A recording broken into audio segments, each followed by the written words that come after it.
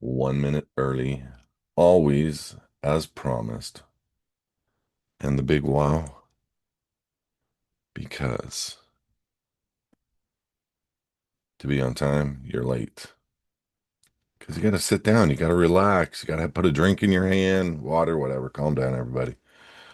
Yeah, you gotta soak it in, grab your notebook, cross the legs, relax, take a deep breath, let everything out. 1 minute early at a minimum to be on time. Anyway, that's my 2 cents gobbledygook, make no sense kind of a thing. I'm gonna open up with a few things.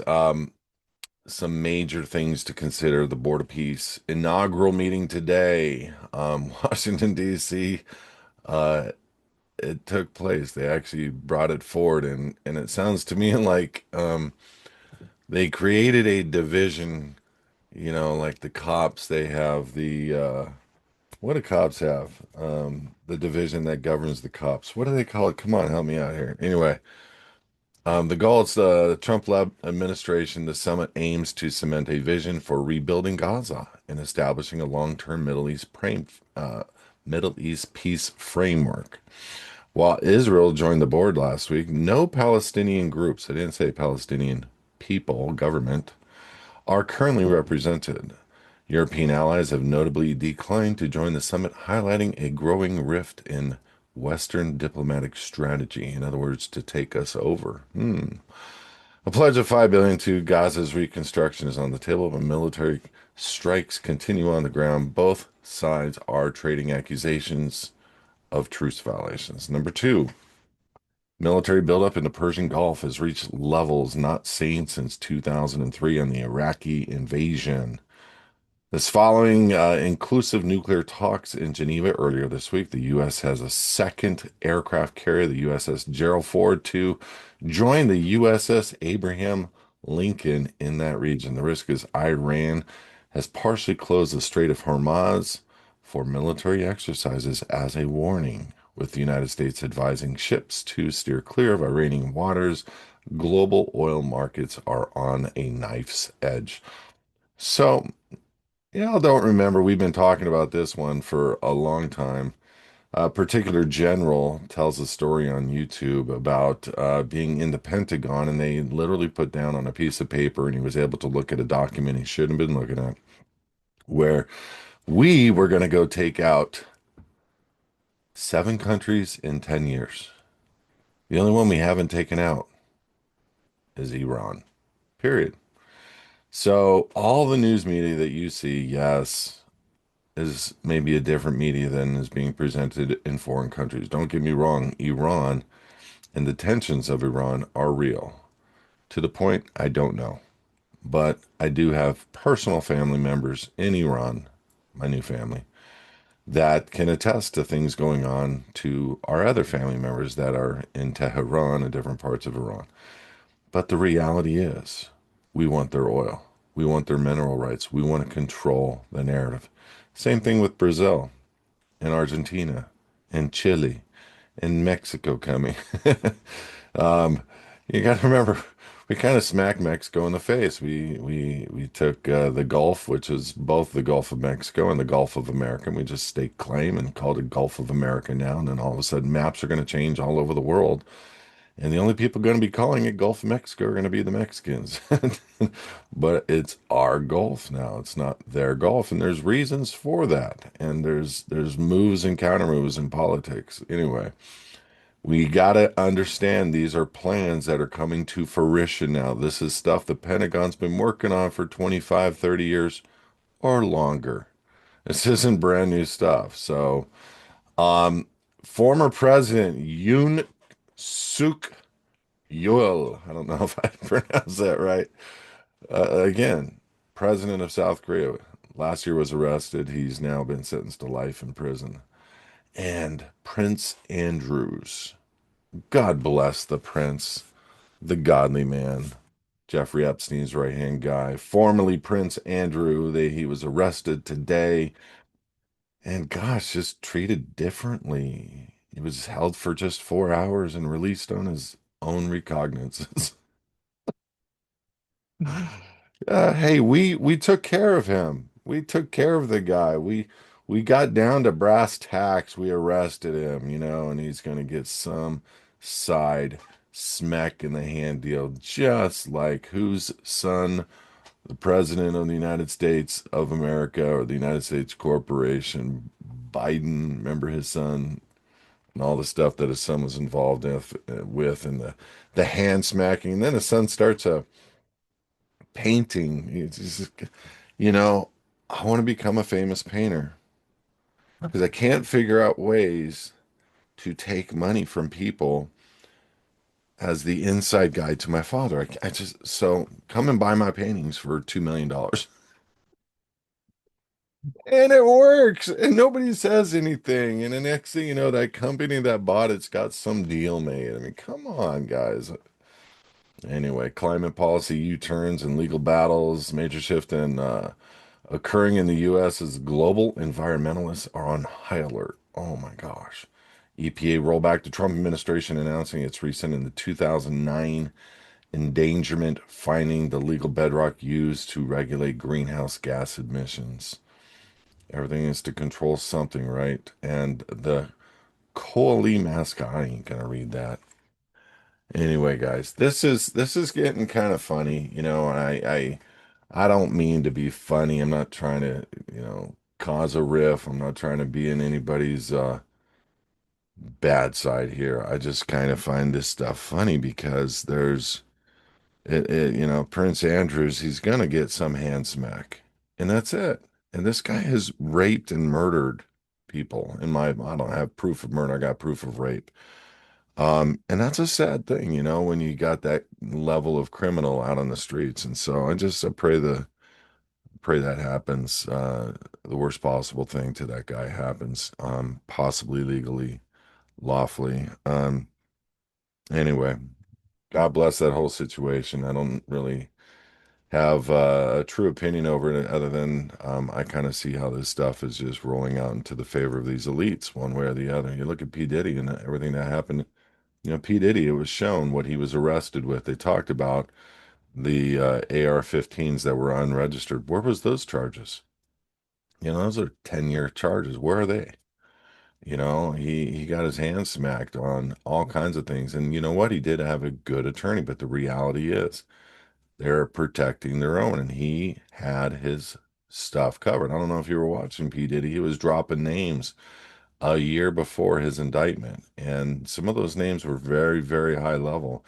And then all of a sudden, certain videos started getting leaked, but it wasn't the high level name videos, it was the low level name videos. And then all of a sudden, he's got a settlement, and he was found not guilty of the bigger stuff. Okay. Let's get to a first question because I am flying out of here as soon as possible. I got some event I got to go to tonight. Don't want to go. It's raining pretty hard here in California. As a matter of fact, I had to put on a light windbreaker just to offset the chill a little bit. Hope you're not upset.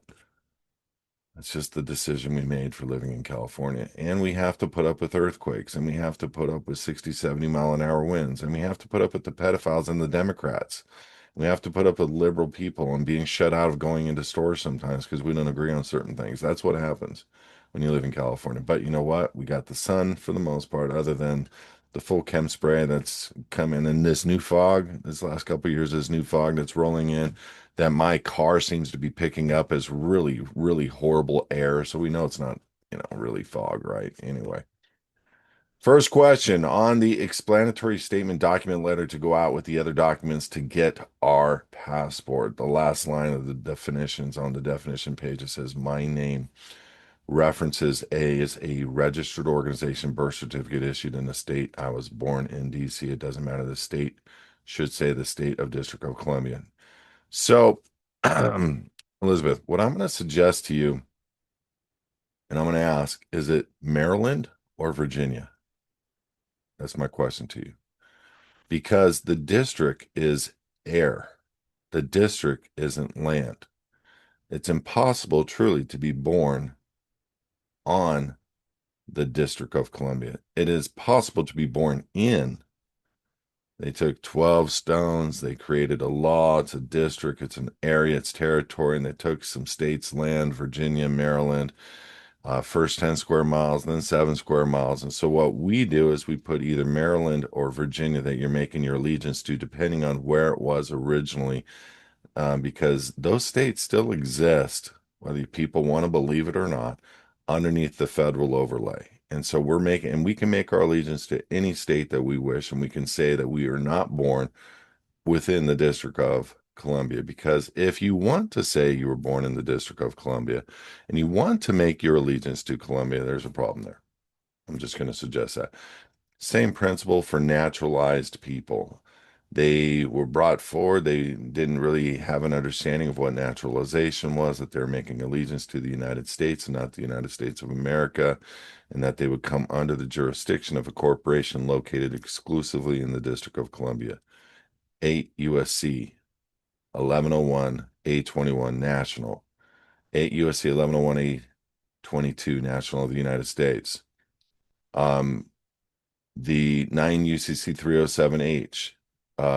It's where it says the United States has exclusive jurisdiction in the District of Columbia. They had to create what was a look-alike of a state citizen and make people think they were making allegiance into the United States. So, in my guess, for the people that are, well, I don't want to get sideways on the question, but my guess is people that were um, trying to come out and be state citizens. They created the national and they create these different jurisdictions for people to make allegiance to. You can make allegiance to any state you wish. The state you were born on is the more likely state. You were born on Virginia, unfortunately, in the area known as District of Columbia. And that's federal territory. So we want to make allegiance to a state, is the point. Hope that helps. Setting up a virtual office for an LLC in Wyoming. It includes an address and mail forwarding. They require United States Post Office Form 1583. Is it correct to sign the form by first, middle, last name, manager, XXX LLC? Is there any conflict with my process in signing this form as manager of an LLC? No. What I would suggest, though, George, is simply signing it in cursive non-assumptive. Okay. You get all the same rights and privileges with no contract that way. So again, Maryland, Elizabeth, that's why we chose Maryland as your hospital is on Maryland. If I send my certified application to the court, can it nullify an erroneous restraining order against the all caps? No, because you agreed to it. Created by an evil family member. You had an opportunity to rebut the presumption and go and whatever. So if so, what is the manner that would I'd send to the court register? It doesn't matter. Although also, can the certified application prevent those involved in creating the restraining order from harming me further in retaliation for nullifying the restraining order? Okay. A restraining order can be nullified, but you got to go through a process within that court for the order to be nullified. I do know of people, and I don't go down this road because it's too complicated and I can't guarantee anything out of it. But I do know people where they have gotten judgments or sentences and they came to a plea agreement. And then after the fact,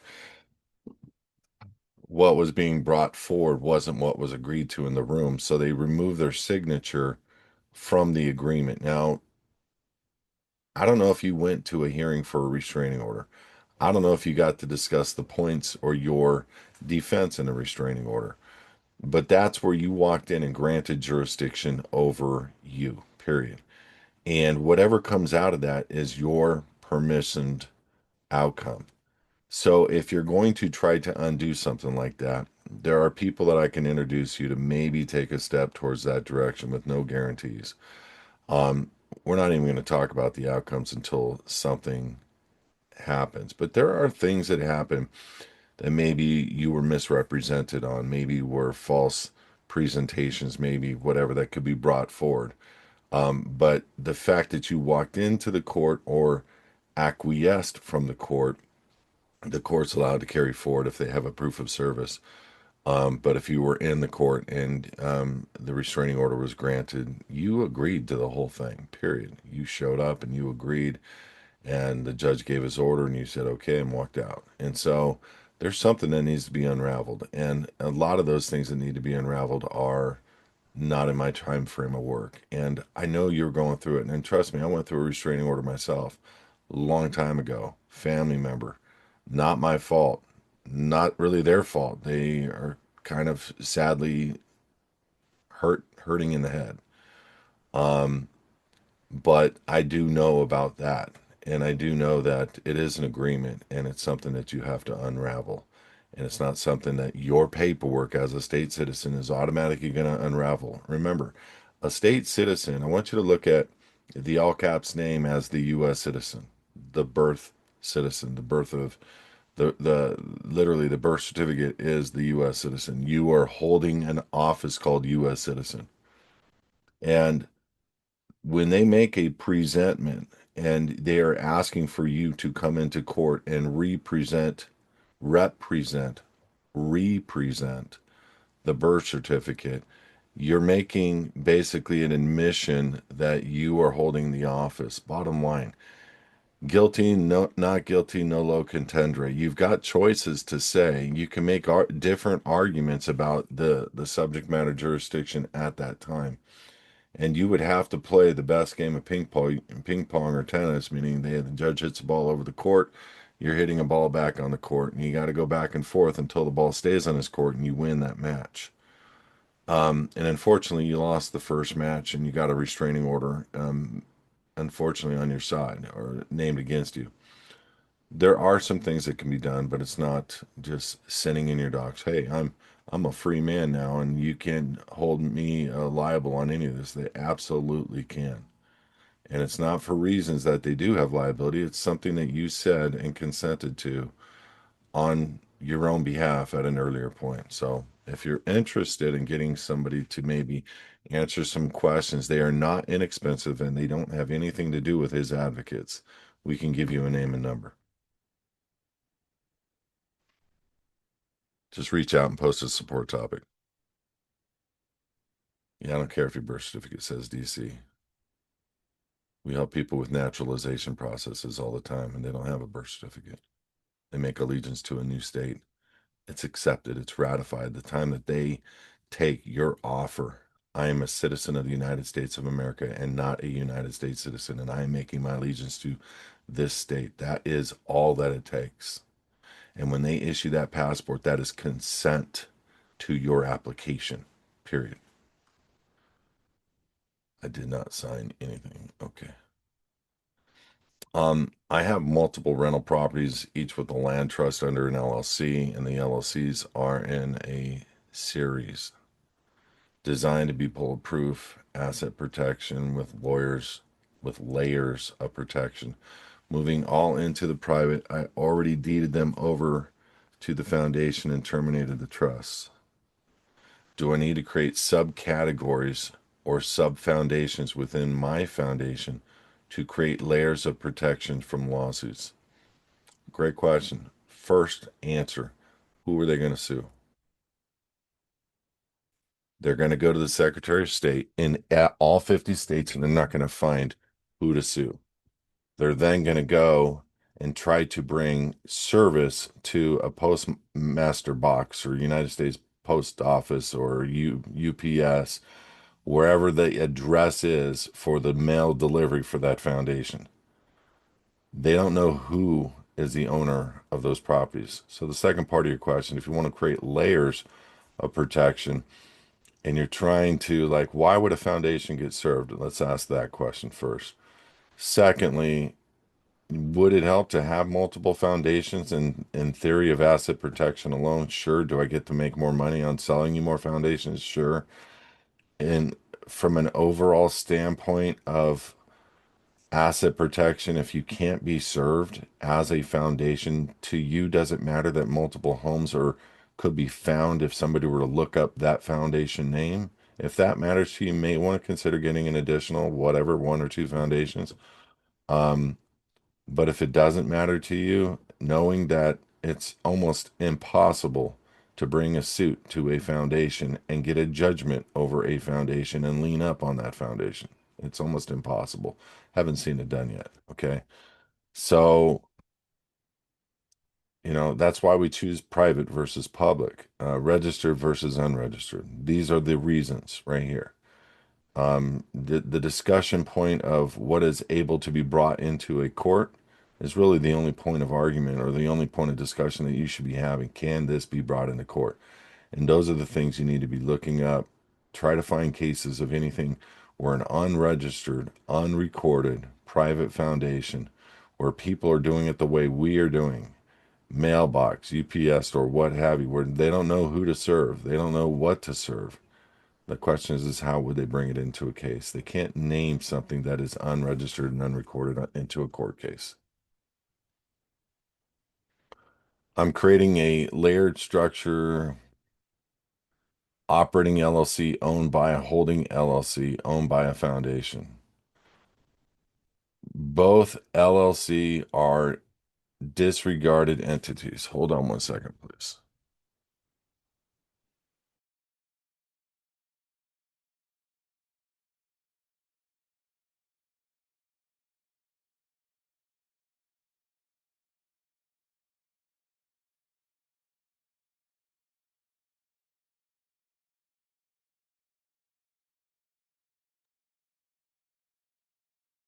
Sorry about that. That's some background noise. Just kind of throws me off. I'm reading a complicated question and then I'm listening to my wife in the middle of the hallway have a great conversation with somebody on a speakerphone. Just need to focus. Anyway, I love her. Don't get me wrong. I'm creating a layered structure, an operating LLC owned by a holding LLC, owned by a foundation. Both LLC are disregarded entities, so the tax flow moves from the operating LLC to the holding LLC to the foundation. Has this been used by any other LPP men and women successfully?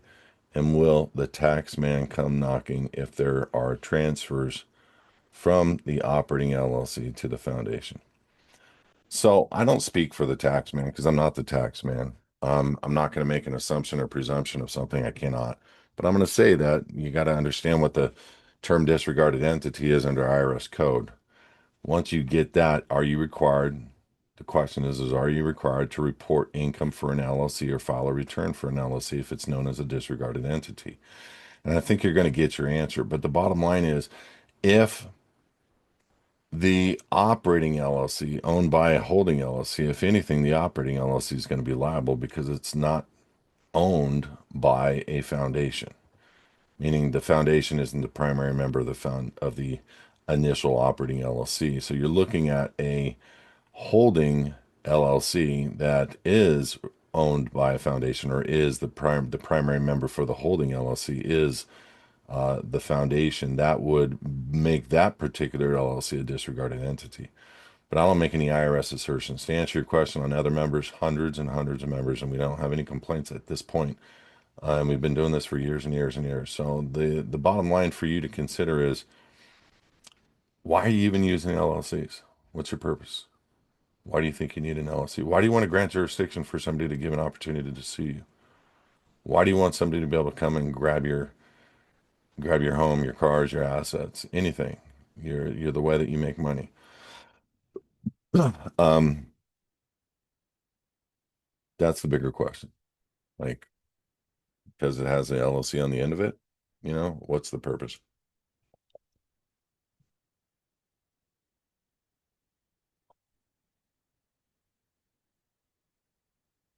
Um, Kelly's making a comment. Banking is going to be an issue pretty quick.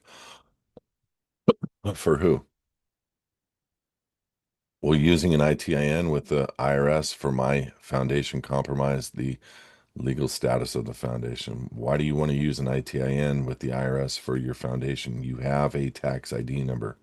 Are you talking about the tax ID number we give you with the foundation? And why do you want to use, when you mean use, with the IRS? Are you asking because we got you a tax ID number with the IRS for your foundation compromise the legal status of the foundation? Oh, heck no.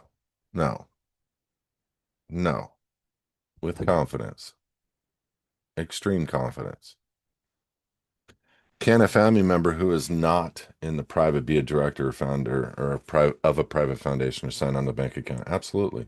Foundation stands on its own as private. Regarding the restraining order, I never went into court hearing, never was even notified of a hearing date. There you go. There's your motion to quash. All right. Just talk to people about finding out how to quash this because you were never served. Oh, any other questions? Kelby just received my passport. Congratulations. How do I go about filing the FOIA on the DS-11 so I can find out about my true status? It's not a FOIA. You're just asking for certified copies. So you're going to submit your passport copy to your ticket on hisadvocates.org and just say I'm ready to go after the FOIA for the certified copies of the passport application. All right. Let me see any other questions. Asking chat some questions. It says just EIN might be problematic. No. Asking chat GBT, the AI lion machine. Need to use an LLC due to the liability ability to conduct my business large queries, hiring us for drilling services. Gotcha. I do have some large companies using foundations. Just saying. Just saying. All right, guys, look. If it's only 25 minutes, are you going to be mad at me? Because we did it. We did it. That means we can go chill. You can turn on and watch Thursday night football. Just kidding. You can go get your updates on YouTube. You can talk to your wife. You can actually buy her flowers now. You can take her to dinner.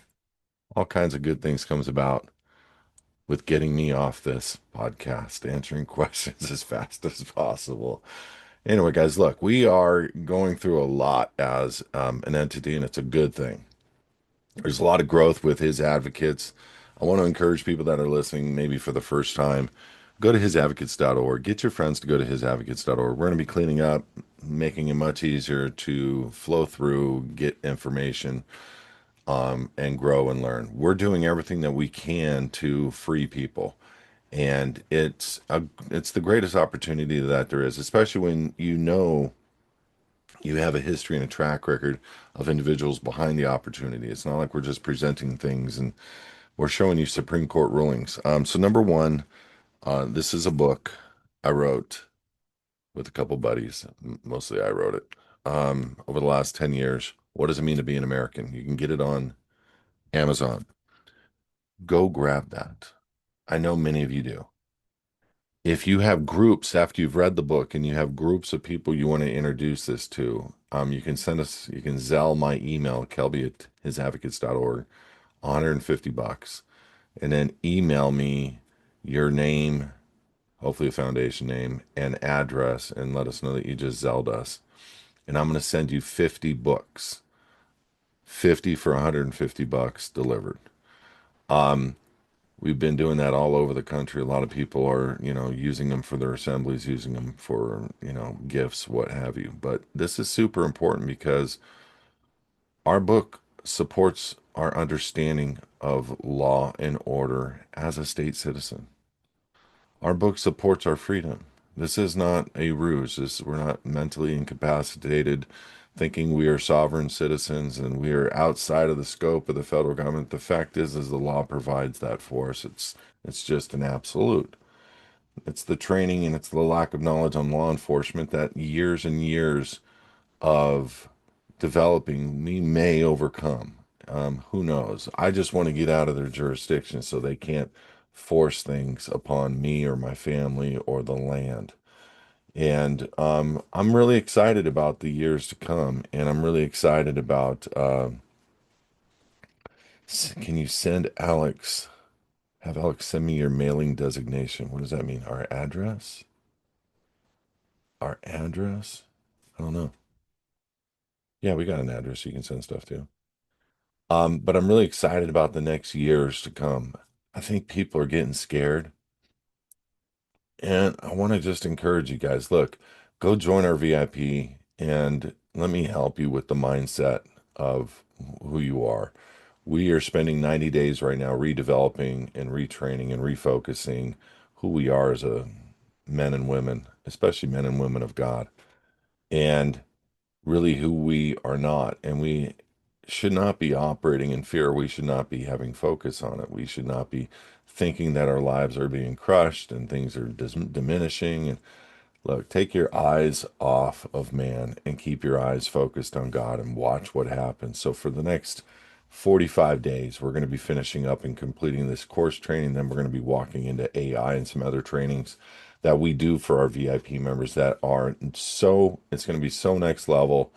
And I know that you guys, I already am getting a lot of people that are responding to what we're doing on Tuesdays and Thursday mornings at 9 a.m. We post all the videos to hisadvocates.org.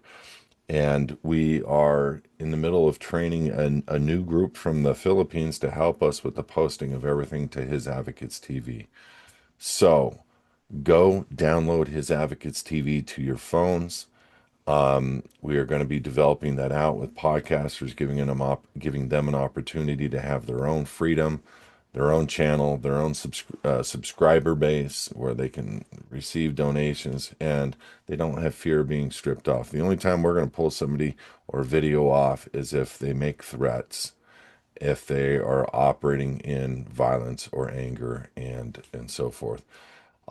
It's extremely important to know who we are. And I'm going to tell you this, it's sad and unfortunate, but our founders are being discussed as today by FBI as terrorists against England. And the reality is they use words and wordplay to manipulate truth. And men and women have a right to freedom under God. We were all created equal, and we have this God-given unalienable right, and that is the biblical way. It's not just the Declaration of Independence confirming it with the Bill of Rights enforcing it, and the Constitution guaranteeing it. But the fact remains is there is a lot of change happening in this world. And everybody's worried about being locked out of their homes, being locked out of their ability to spend money, being locked out. I'm going to tell you, there's going to be ways around all of it. God makes a path for all of his people at all times. And this is why we stay together and we operate as a collective and we inform each other of the knowledge stuff that we have learned and grown. And everybody that has been a part of this ministry has been hearing me say a few things over the last several years, and they are from a standpoint of not just biblical, not just freedom, but from a standpoint of what do you do with your money?